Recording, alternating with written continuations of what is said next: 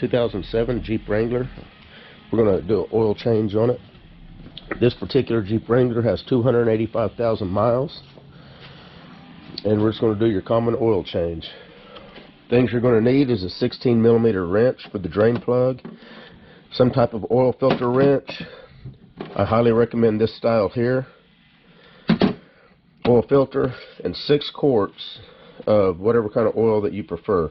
I've been using this Supertech full synthetic, the 20,000 mile oil.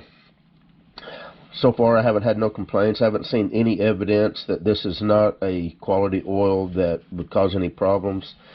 Until I see something like that, I'll switch back to Valvoline, which is what I've always used. I'm a big Valvoline guy, but hey, I'm also a tight wad. So about $16 for this full synthetic oil versus $26 for the Valvoline now. The Valvoline used to be just about $3 more than this, and I went ahead and spent the extra $3 to get the Valvoline. But now the price has gotten far enough apart from one another that I go ahead and just stick with this. Even though it says 20,000 miles, we don't even come close to putting that many miles on our cars. So if I had to guess, I would say maybe 7,500 miles that we put on these vehicles. The ones that have the oil reminder light, we do go by that most of the time, and it's usually anywhere from 5,000 to 7,500 miles. Whenever that comes on and tells us that it's time for an oil change, that's whenever we change it.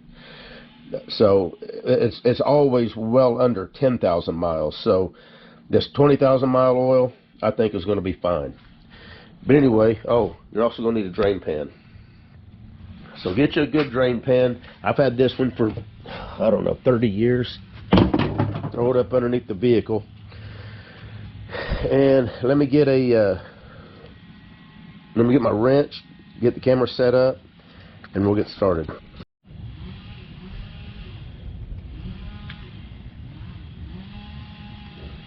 Okay, with your drain pan under your pan, I've already let the vehicle run for probably about 5 minutes. This is the first thing in the morning.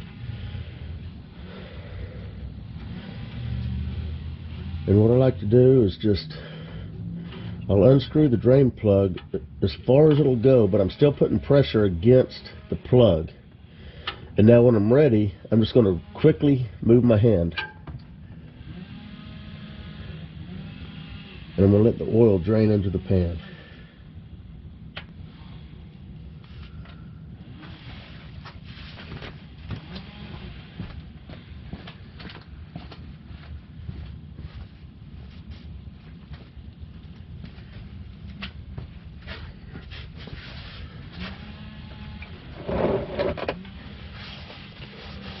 And my rule of thumb is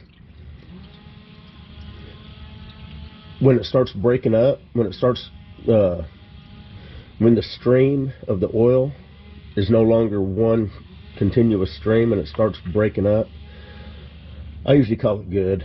You don't have to sit here for 20 minutes waiting for the last little drop to come out.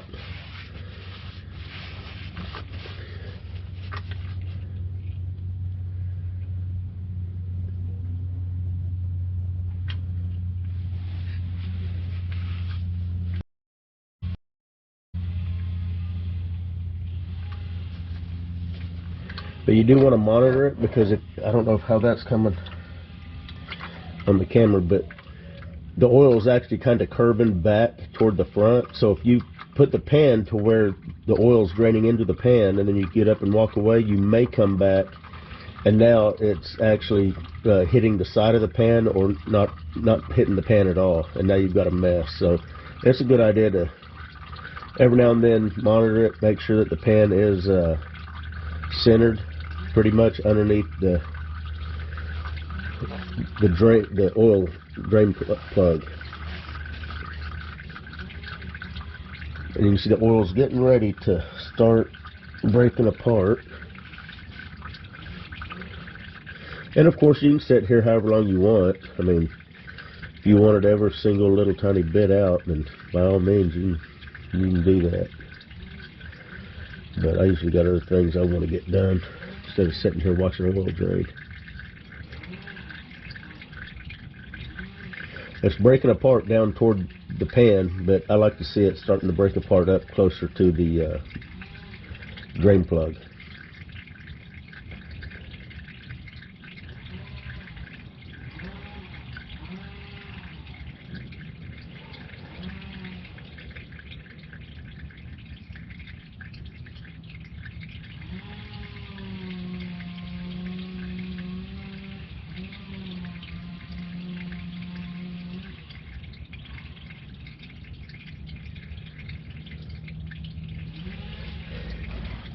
That's probably good.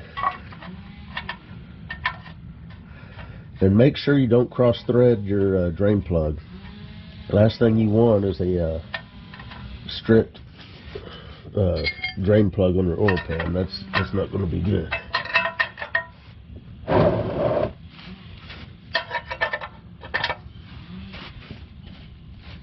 And you don't have to bear down on the drain plug. Just snug it up.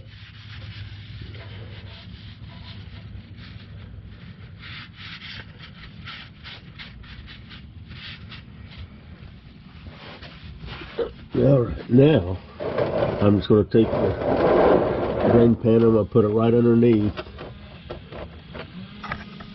the oil filter. Now I usually get the oil filter from the top.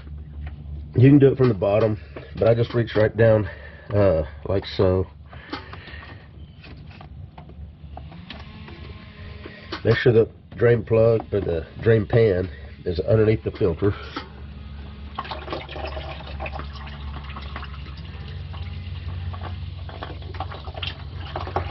Now I did lube the gasket with fresh oil. Now I'm just going to reach down, find the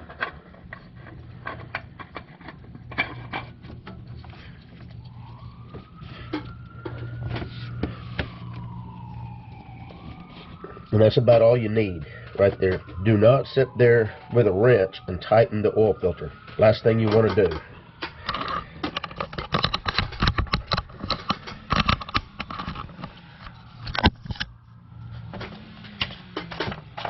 And these Jeeps, this 3.8 takes 6 quarts of oil.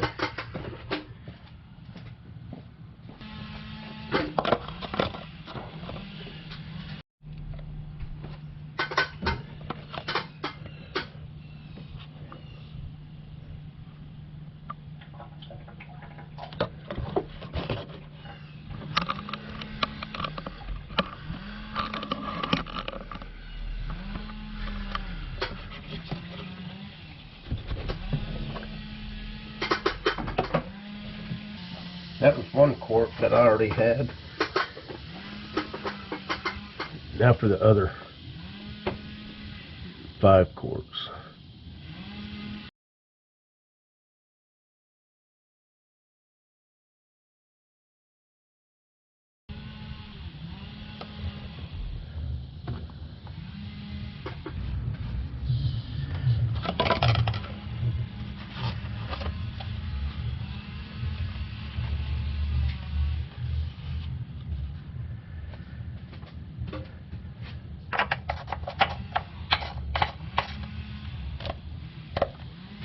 That's pretty much it.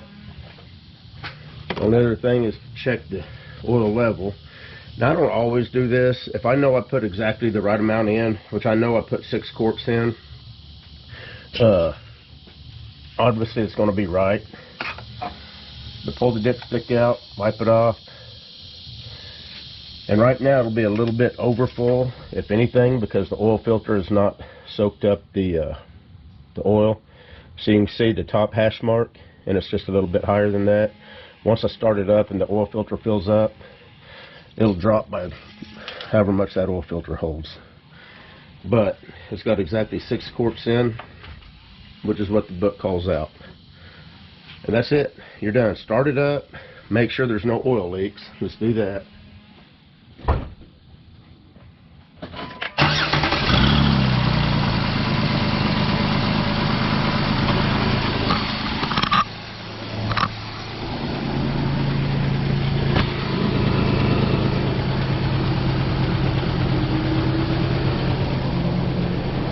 And once you verify no oil leaks, you're done. I also want to show you why I prefer the oil drain pan that I have.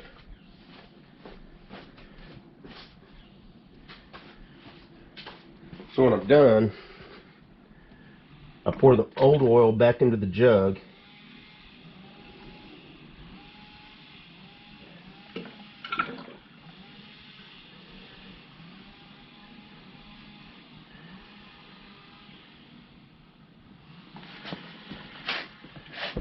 And what I do